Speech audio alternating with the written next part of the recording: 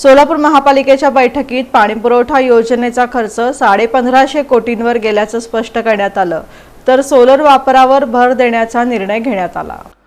सोलापूर महानगरपालिकेच्या सत्ताधारी पक्षाच्या महत्त्वपूर्ण बैठकीत जागतिक बँकेच्या सहाय्याने राबवण्यात येणाऱ्या पाणीपुरवठा योजनेच्या वाढत्या खर्चावर सखोल चर्चा करण्यात आली।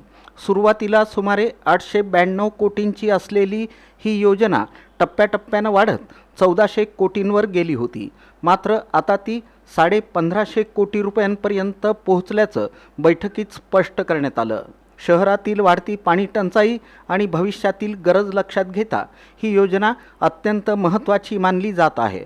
त्यामुळे तिच्या अंमलबजावणीसाठी आवश्यक आर्थिक नियोजन, निधी उभारणी आणि खर्च नियंत्रण यावर बैठकीत विशेष भर देण्यात आला। या प्रकल्पासाठी लागणाऱ्या निधीपैकी सुमारे 200 कोटी रुपये बॉन्डच्या माध्यमातून उभारण्याचा प्रस्ताव मांडण्यात आला।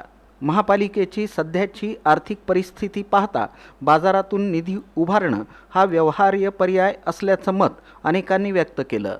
बॉन्ड इश्यूची प्रक्रिया, त्यातील जोखीम, फायदे तोटे आणि गुंतवणूकदारांचा प्रतिसाद यावर ही सविस्तर चर्चा झाली। दरम्यान महापालिकेला सध्या दरवर्षी सुमारे 60 ते 70 कोटी रुपयांचं वीज बिल येत असल्यामुळं नव्या पाणी पुरवठा योजनेत सोलार सिस्टीमचा वापर करण्याचा निर्णय घेण्यात आला। यामुळे भविष्यातील वीज खर्चात मोठी बचत होणार असून प्रकल्प अधिक शाश्वत आणि किफायतशीर होण्यास मदत होईल असा विश्वास व्यक्त करण्यात आला।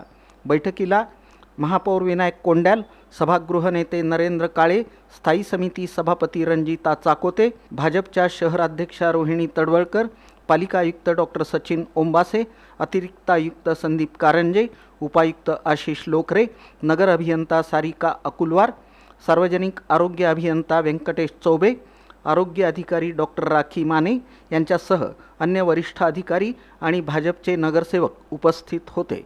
सर्वांनी एकमतानं ही योजना लवकरात लवकर मार्गी लावण्यासाठी आवश्यक ती पावलं उचलण्याचा निर्धार व्यक्त केला।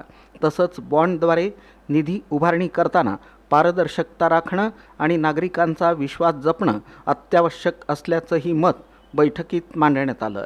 याशिवाय शहर विकासाच्या इतर विविध मुद्द्यांवरही बैठकीत चर्चा झाली।